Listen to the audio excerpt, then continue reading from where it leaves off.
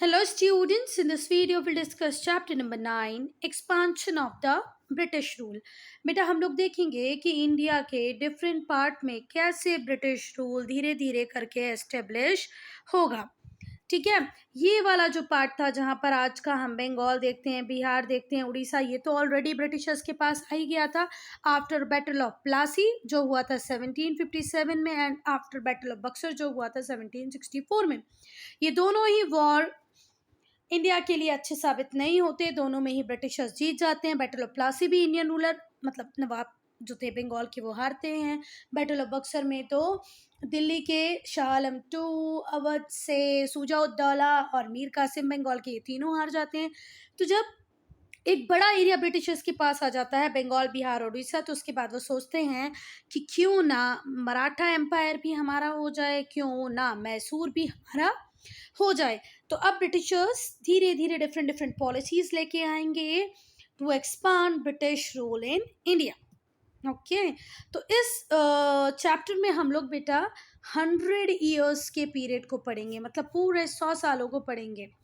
ठीक है, 1760 से लेकर के 1860 ये 100 सालों को इस चैप्टर में हम लोग पढ़ेंगे। तो बेटा जैसे ही बैटल ऑफ प्लासी हुआ, बैटल ऑफ बक्सर हुआ, तो ब्रिटिश ने अपना control prosper provinces Bengal, Bihar और उड़ीसा पे तो जमा ही लिया था। बंगाल ब्रिटिशर्स के पास पहुंच गया था, बिहार, उड़ीसा ये तो ब्रिटिशर्स के हाथों में आ ही गए थे। अब वो सोच रहे थे कि कैसे हम हमारा पॉलिटिकल और इकोनॉमिक डोमिनेंस दूसरे इंडिया के दूसरे पार्ट्स में फैलाएं, कैसे हम पूरे इंडिया को अपने कंट्रोल में कर लें। अब बेसिक प्रॉब्लम कहाँ कहाँ थी, तो दो ही बड़ी प्रॉब्लम थी, उनको भी ब्रिटिशर्स इजीली सॉल्व कर लेंगे और धीरे धीरे करके पूरे इंडिया पे अपने रूल को एस्टेब्लिश कर लेंगे। अब ब्रिटिशर्स का इंटरेस्ट किस किस एरिया पे ज़्यादा था और अल्टीमेटली वो उस एरिया पे कंट्रोल कर भी लेती, तो वो कौन कौन से एरियाज थे जो ब्रिटिश का टारगेट थे। पहला था मराठा टेरिटरीज डेक्कन में। देखो ये वाला जो पार्ट होता है इंडिया का, इसको डेक्कन बोलते हैं। डेक्कन में जो मराठा टेरिटरीज थी ब्रिटिशर्स उसमें बहुत ज़्यादा इंटरेस्टेड थे। हैदराबाद रूल्ड बाय निज़ाम, यहाँ पर हैदराबाद था उसको रूल कर रहे थे कौन, निज़ाम। तो देखो बेटा मैंने क्या बताया कि इस एरिया को यहाँ से लेके यहाँ तक के एरिया को हम डेक्कन बोलते हैं। तो यहाँ पर था मराठा एम्पायर, ठीक है, यहाँ पर हैदराबाद में निज़ाम रूल कर रहे थे, मैसूर में रूल कर रहे थे हमारे हैदर अली एंड टीपू सुल्तान। मैसूर वाला एरिया भी डेक्कन में ही आता है और नॉर्थ इंडिया में रूल कर रहे थे सिख, जो पंजाब सिंध वाला एरिया वहाँ पर सिख थे। तो ये चार अब ब्रिटिशर्स अपने कंट्रोल में लेना चाहते थे। फाइनली इन्होंने इंक्लूड कर भी लिया, कंट्रोल इनके ऊपर एस्टेब्लिश किया भी। पर हम बोल सकते हैं कि भाई बैटल ऑफ प्लासी और बैटल ऑफ बक्सर के बाद ब्रिटिशर्स की नज़र किस पे थी, तो मराठा टेरिटरीज पे, हैदराबाद, मैसूर एंड सिख। ओके, जो ब्रिटिश थे वो ईजिली जितने भी उनके कॉम्पिटिटर्स थे उनको एलिमिनेट कर पाए। ठीक है, एक के बाद वो डिफरेंट टेरिटरीज को अक्वायर करते गए, कंपटीशन को ख़त्म करते गए और इंडिया में सुप्रीम पावर की तरह एस्टेब्लिश हो गए। जो ब्रिटिश थे वो एलिमिनेट किए एक एक करके ये सारी पावर्स को। कौन कौन सी पावर्स को, मराठास को, हैदराबाद को, मैसूर को और सिख को, एक के बाद एक, थ्रू डायरेक्ट एनेक्सेशन और थ्रू अदर मीन्स। या तो इन्होंने डायरेक्ट एनेक्सेशन की पॉलिसीज़ को अडॉप्ट किया या डिफरेंट अदर मीन्स को भी यूज़ किया for conquering different parts of India. So ये लाइन का मतलब है कि जो ब्रिटिश थे वो एलिमिनेट कर पाए ये सारी पावर्स को, मराठा को, निज़ाम को, मैसूर में हैदर अली टीपू सुल्तान को, सिख में महाराजा रंजीत सिंह। खैर महाराजा रंजीत सिंह जब तक रहे जब तक ब्रिटिशर्स ने उनके साथ लड़ाई नहीं की। जैसे ही महाराजा रंजीत सिंह की डेथ होगी उसके बाद वो सिख मतलब नॉर्थ इंडिया में जाके सिख एम्पायर को कंट्रोल करेंगे। ठीक है, पर कुछ को उन्होंने डायरेक्टली एनेक्स किया और कुछ को दूसरे मीन्स से। इंस्ट्रूमेंट ऑफ ब्रिटिश एक्सपांशन, तो इंस्ट्रूमेंट की अगर हम बात करें तो सबसे बड़ा इंस्ट्रूमेंट इनके पास था सब्सिडरी अलायंस, है ना। दूसरा था डॉक्ट्राइन ऑफ लैब्स। ये दोनों वो इंस्ट्रूमेंट अवेलेबल थे बेटा उनके पास जिनके लिए ब्रिटिशर्स को अपने रिसोर्सेज को वेस्ट नहीं करना पड़ता था। ईजिली एक दो बातें कर कर इंडियन किंग्स को फंसाना पड़ता था और इंडियन किंग्स इनके कंट्रोल में आ जाते थे।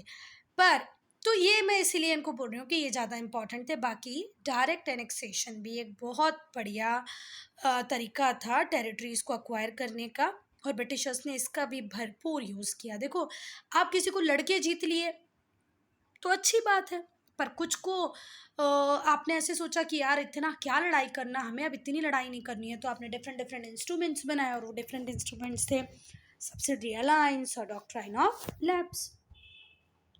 तो बेटा ब्रिटिशर्स ने अपनी सुप्रीमेसी को एस्टेब्लिश करने के लिए 2 मेथड्स को अडॉप्ट किया। पहली मेथड थी डायरेक्ट एनेक्सेशन, मतलब सीधे जाके युद्ध करो और किंगडम अपने पास, और इनडायरेक्ट मेथड में थी सब्सिडरी अलायंस और डॉक्ट्राइन ऑफ लैप्स। अब बेटा सब्सिडरी अलायंस में क्या था? जो सब्सिडरी अलायंस था वो बहुत ही इफेक्टिव इंस्ट्रूमेंट था, जिसके थ्रू एक्सपेंशन किया ब्रिटिश टेरिटरीज का ब्रिटिशर्स ने। अब पूरे इंडिया पे अपने पॉलिटिकल इन्फ्लुएंस को जमा दिया। ये जो सिस्टम था, इसको परफेक्ट करने वाले, इसको डिवाइस करने वाले, इसको लेके आने वाले थे लॉर्ड वेल्सले, जिनका नाम था रिचर्ड वेल्सले। ठीक है, लॉर्ड वेल्सले। इन्होंने इंडियन स्टेट्स की पावर को सब्जुगेट करने के लिए एक सिस्टम परफेक्ट किया, जिसका नाम था, क्या नाम था बेटा? Subsidiary alliance. So the system was perfected by Lord Wellesley to subjugate Indian states. अब इसमें होता क्या था? ये वो प्रैक्टिस थी जिसके थ्रू जो ब्रिटिशर्स थे वो फोर्स करते थे नेटिव रूलर्स को कि भाई तुम्हें लार्ज ब्रिटिश फोर्सेस को अपने एम्पायर में मेंटेन करना है, ठीक है, एंड पे फॉर इट्स मेंटेनेंस।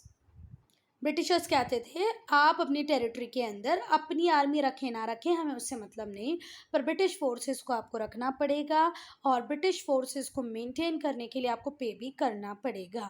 ये नेटिव रूलर्स को फोर्सफुली कहा जाता था, पर कई बार ऐसे लालच दे के भी बात मान लेते थे नेटिव रूलर्स। वो कहते थे देखो आपकी आर्मी है, फिर भी ये जो छोटे छोटे राजा हैं ये आपके ऊपर अटैक कर ही देते हैं, देखो हम एक सुप्रीम पावर बन गए इंडिया में, हमें तो ना ही तो अवध हरा पाया, ना दिल्ली हरा पाया, ना बंगाल हरा पाया, तो अगर हम आपको सपोर्ट करेंगे तो आप पे कोई छोटा मोटा किंग अटैक ही नहीं करेगा, तो हम आपकी प्रोटेक्शन के लिए चाहते हैं कि आप हमारी आर्मी को मेंटेन करें।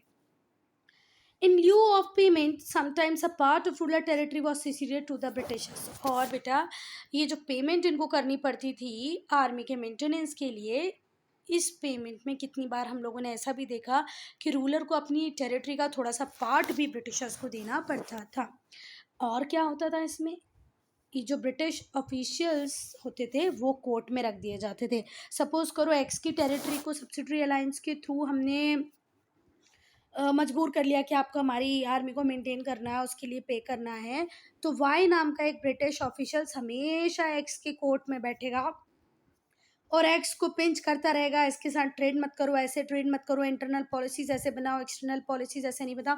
मतलब अब एक्स की सोवरेनिटी पूरी तरह खत्म हो जाएगी। वो जो भी इसको डिसीजन लेना है उसमें वाई का इंटरफेरेंस तो होगा ही होगा।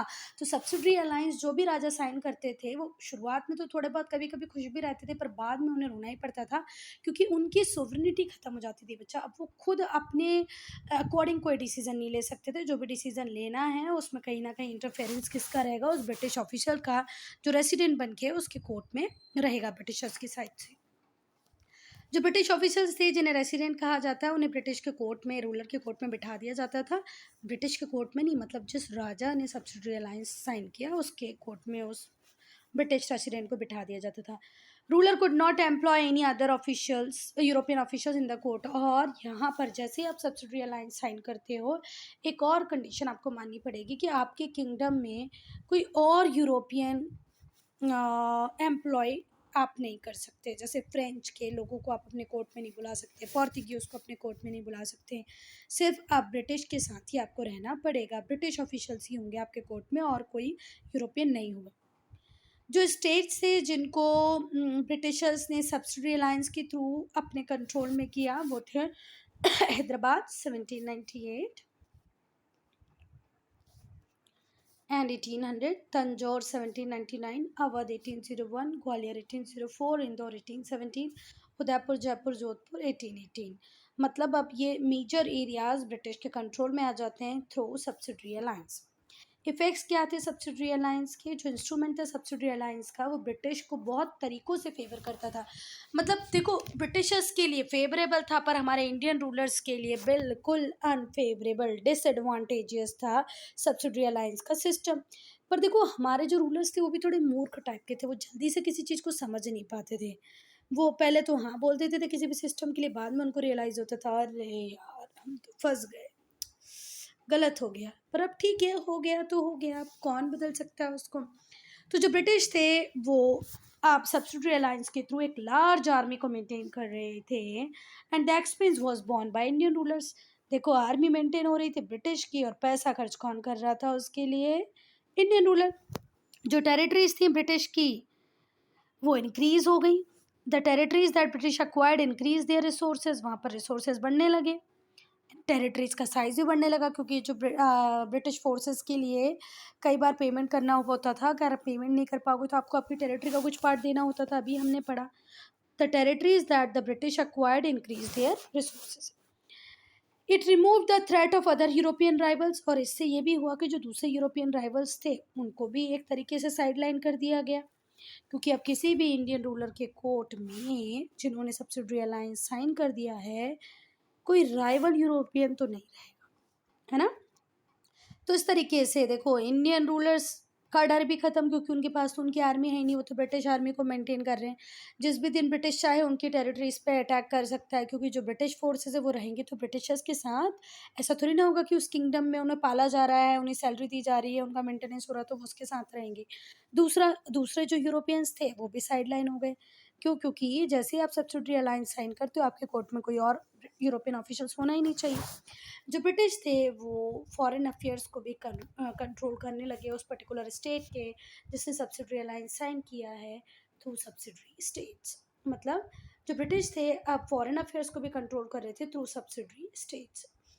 इंडियन रूलर्स के लिए ये कैसे डिसएडवांटेजेस साबित हुआ? तो पहले जो इंडियन रूलर्स थे उन्हें फॉल्स सेंस था सिक्योरिटी का against the rulers, while in reality they lost their independence. देखो, राजाओं को क्या झांसा दिया, कैसे फंसाया कि भाई अब आपके ऊपर कोई भी इंडियन किंग अटैक करेगा तो हम आपके साथ खड़े रहेंगे, और जहाँ वो देखेंगे कि ब्रिटिशर्स आपके साथ है, कोई आपके ऊपर अटैक करेगा ही नहीं। पर ब्रिटिश इंडियन रूलर्स को समझ में आ गया, भाई ये तो हमारे साथ गलत हो रहा है, हमारी इंडिपेंडेंस तो पूरी तरह गई। जो पेमेंट थी सब्सिडीज़ की, जो बार बार सब्सिडीज़ देनी पड़ती थी सब्सिडरी अलायंस में, उससे उनके रिसोर्सेज पूरी तरह ख़त्म हो गए। ठीक है। और जो इंडियन रूलर्स थे वो कैरी नहीं कर पा रहे थे प्रॉपर एडमिनिस्ट्रेशन को अपने स्टेट्स के, क्योंकि उनके पास रिसोर्सेज ही नहीं थे।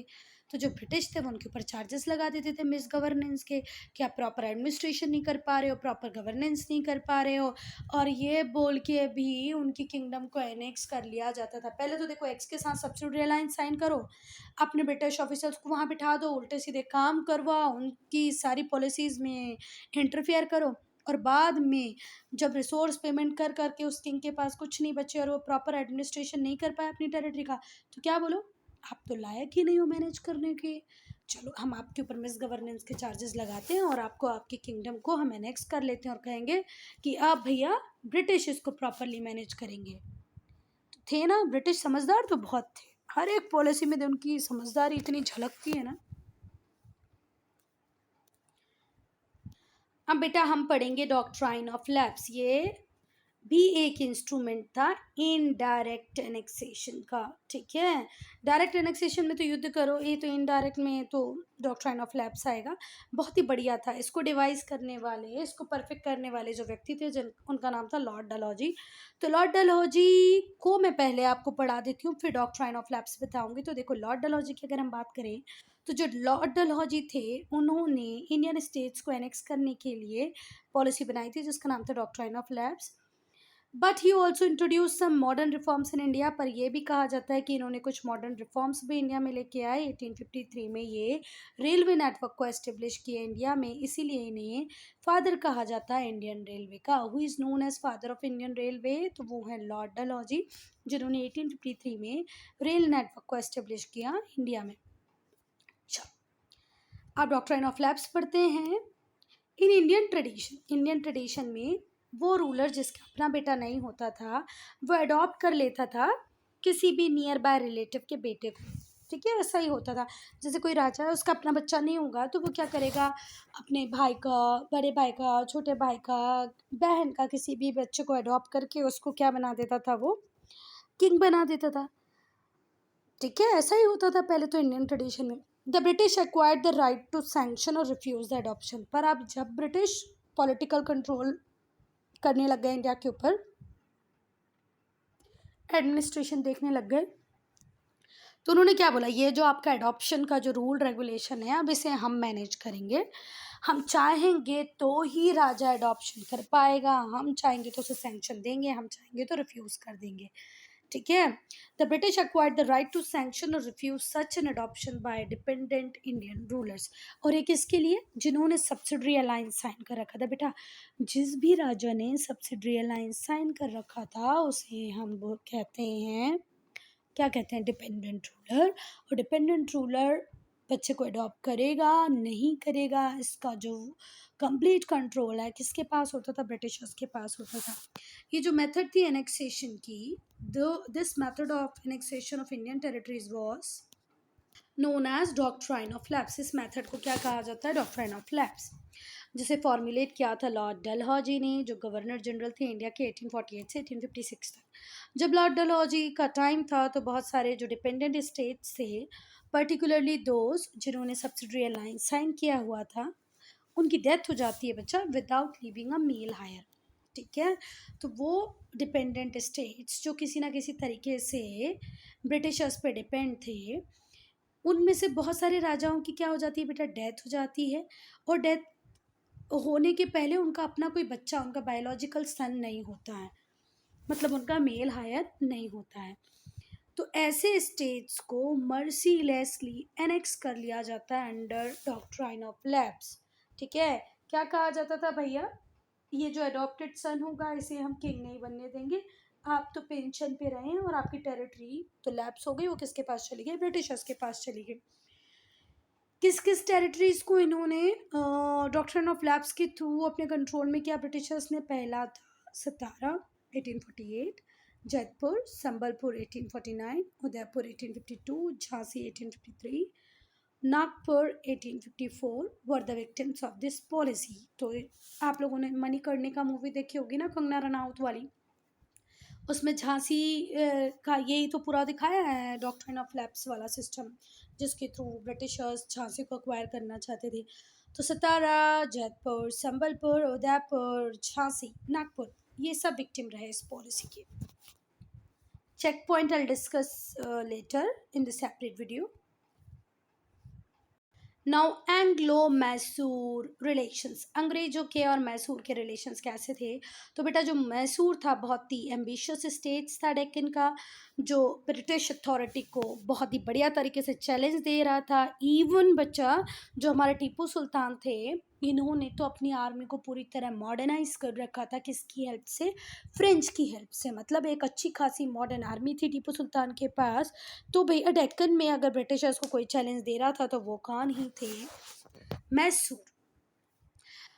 However, the state came in direct confrontation with the British once. Haider Ali became the ruler of Mysore. Haider Ali Mysore के रूलर बने, कब बने, 1761 में। और जैसे ही 1761 में हैदर अली रूलर बनते हैं मैसूर के, उनका डायरेक्ट कन्फ्रंटेशन होता है ब्रिटिश के साथ। हैदर अली बहुत ही ब्रिलियंट एडमिनिस्ट्रेटर होते हैं, एक एम्बिशियस रूलर होते हैं, और वो अपने मैसूर की बाउंड्री को एक्सपांड करना चाहते हैं। देखो, हर राजा का सपना होता है उसका स्टेट बड़ा हो, तो पहले तो हमारे राजा आपस में इसी बात पे लड़ते थे, मेरा स्टेट बड़ा हो, तुम्हारा स्टेट छोटा हो, ये ऐसे ऐसे लड़ाई होती रहती थी। तो हैदर अली भी वही चाहते थे कि उनके स्टेट की बाउंड्री बढ़ जाए। उन्होंने अपनी किंगडम को एक्सपांड किया कृष्णा रिवर तक, बहुत सारे रिफॉर्म लेके आए अपनी किंगडम में, और अपनी आर्मी को स्ट्रेंथन किया। देखो, जब लोग आपके सपोर्ट में होते हैं तो आप आधी जंग तो वैसे जीत लेते हैं। तो जो मैसूर के लोग थे वो हैदर अली के बहुत ज़्यादा साथ में थे, क्योंकि हैदर अली ने वेलफेयर बहुत अच्छा किया था लोगों का, बहुत सारे रिफॉर्म्स लेके आए थे सोसाइटी में, एडमिनिस्ट्रेशन में। हैदर अली के जो ग्रोइंग एम्बिशंस थे, उसी वजह से बेचारा मैसूर लाइमलाइट में आ गया, और ब्रिटिशर्स ने बहुत सारी लड़ाइयाँ लड़ी, किसके साथ, हैदर अली के साथ और उनके बेटे टीपू सुल्तान के साथ। और अल्टीमेटली ब्रिटिश फोर्सेस की होती है विक्ट्री, हमारे हैदर अली भी ब्रिटिशर्स के सामने टिक नहीं पाते, ना ही टीपू सुल्तान। देखो एक टाइम तक इन लोगों ने लड़ाई बहुत अच्छे से की, हैदर अली ने भी अच्छे से लड़ाई की, टीपू सुल्तान ने भी अच्छे से लड़ाई की, पर दोनों ही हार गए और फाइनल अल्टीमेट विक्ट्री किसकी हुई? ब्रिटिशर्स की। ये हैं हैदर अली। अब हम लोग देखेंगे फर्स्ट एंग्लो मैसूर वॉर जो हुआ 1767 से 1769 तक। रीज़न था जो हैदर अली थे उनकी पावर बढ़ती जा रही थी, जिसकी वजह से जो मराठा थे और जो निज़ाम थे बहुत जेलस फील कर रहे थे, किससे? हैदर अली से।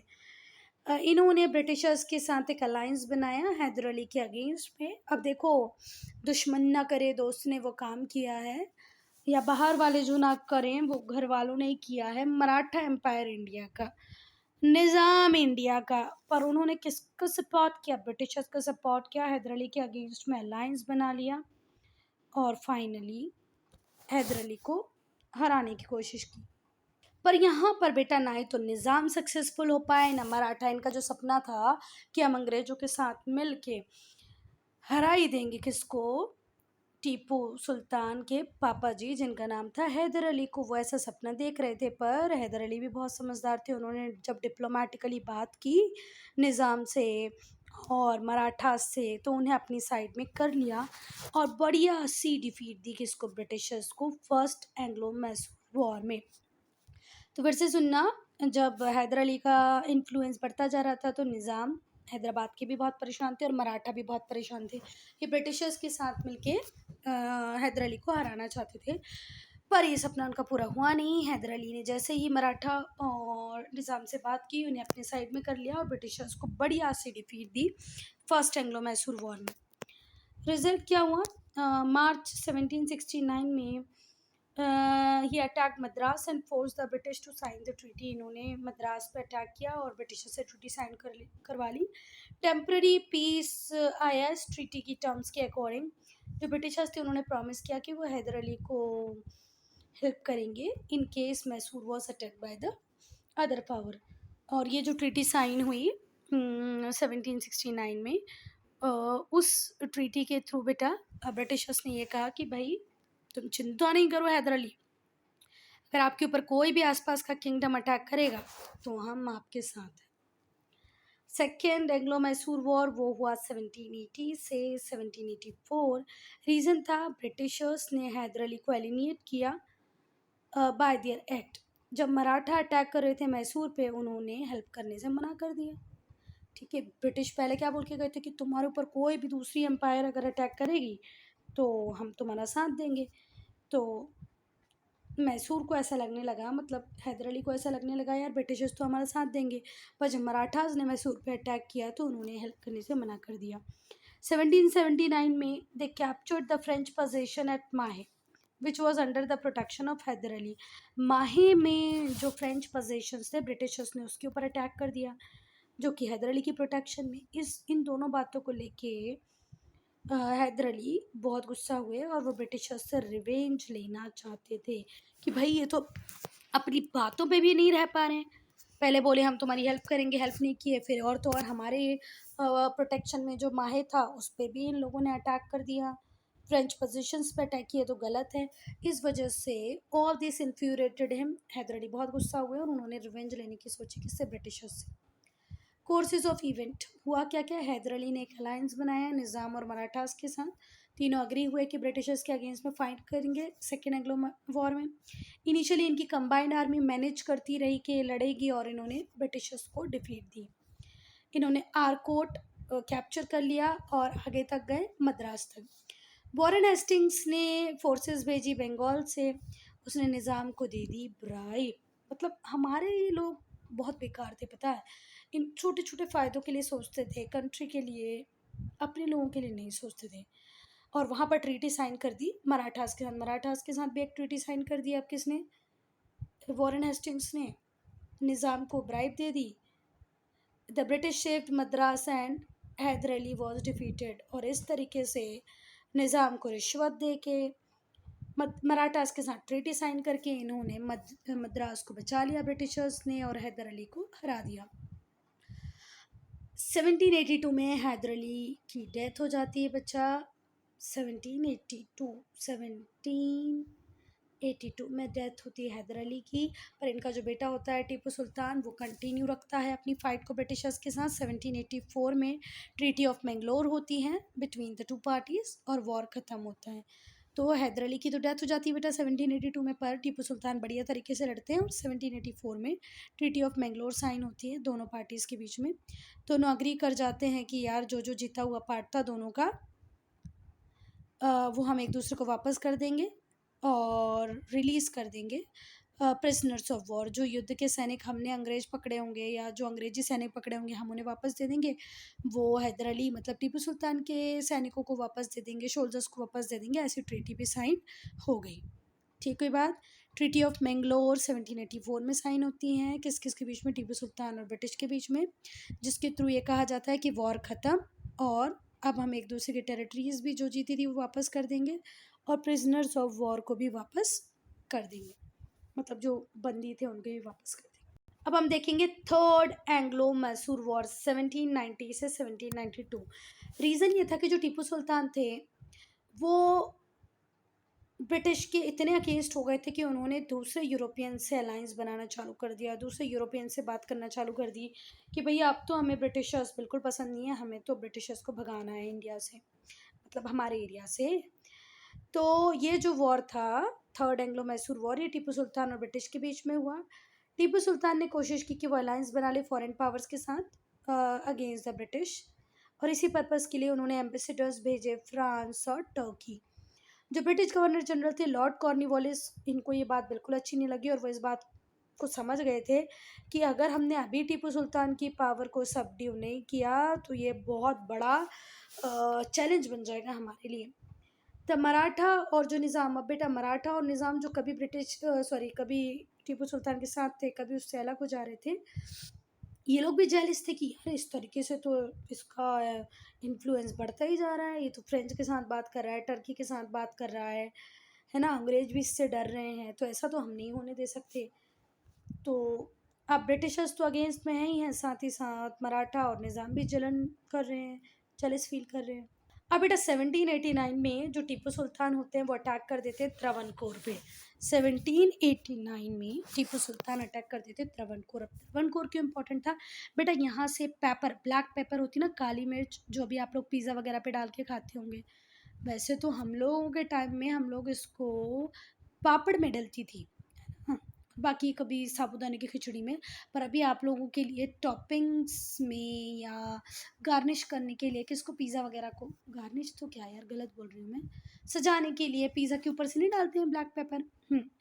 तो वो जो ब्लैक पेपर थी उसका एक सोर्स था मालाबार कोस्ट पे, वो था त्रावणकोर।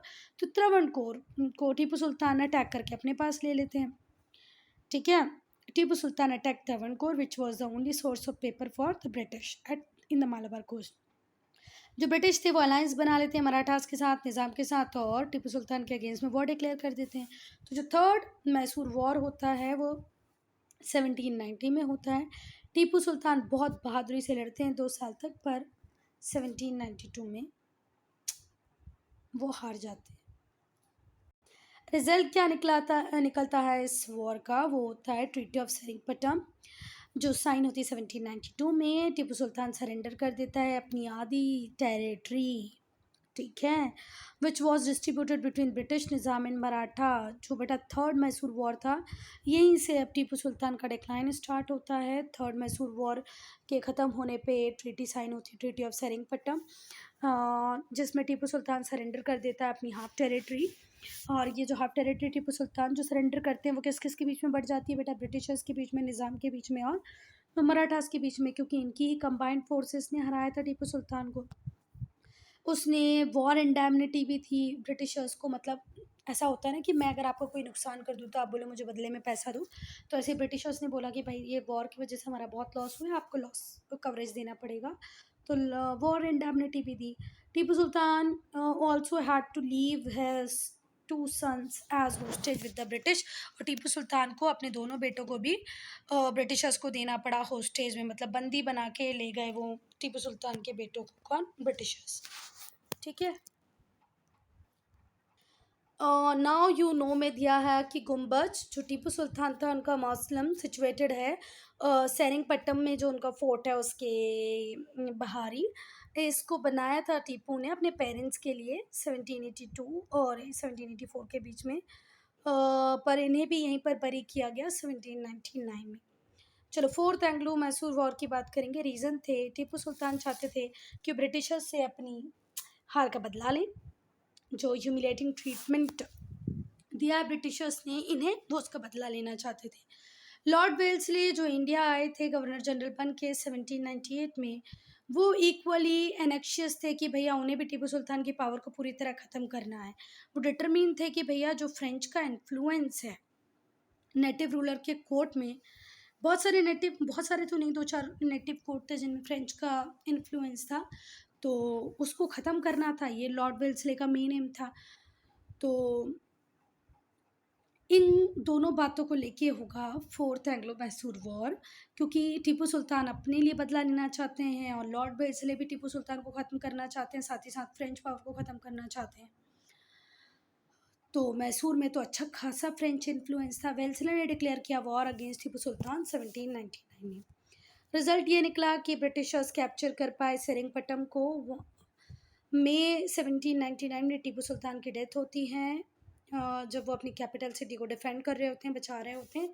1799 में टीपू सुल्तान की डेथ होती है, जब वो अपनी कैपिटल सिटी को बचा रहे होते हैं। बचाते बचाते बेचारे की डेथ हो जाती है। ये जो क्रशिंग डिफीट मिलती है टीपू सुल्तान को, वो स्टेट ऑफ मैसूर को पूरी तरह डिस्ट्रॉय कर देती है। Now consequences of Anglo Mysore wars. जो सब्जुगेशन हुआ मैसूर का, वो बहुत ही बेनिफिशियल साबित हुआ ब्रिटिशर्स के लिए। उन्हें बहुत फाइनेंशियल गेन हुए, पॉलिटिकल गेन हुए इससे।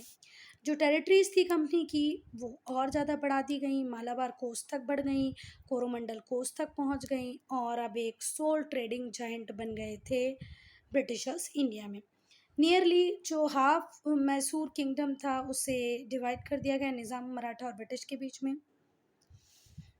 जो रेस्ट था वो डिसेंडेंट को दे दिया गया, ओरिजिनल राजा ऑफ मैसूर। जो बचा हुआ मैसूर था, वो जो डिसेंडेंट थे ओरिजिनल राजा ऑफ मैसूर, उन्हें दे दिया गया, और वो ब्रिटिश के पपेट रहे हमेशा। देखो, जो राजा बनाता है किसी को, जब वो योग्य ना हो, तब अगर कोई उसे राजा बना दे तो वो उसका तो उपकार जीवन भर नहीं बोलता। तो ऐसे ब्रिटिशर्स ने जब पावर दी इनको, तो ये पपेट बन के रह गए ब्रिटिशर्स के। टीपू सुल्तान फैमिली को एग्जाइल कर दिया गया वेल्लोर में।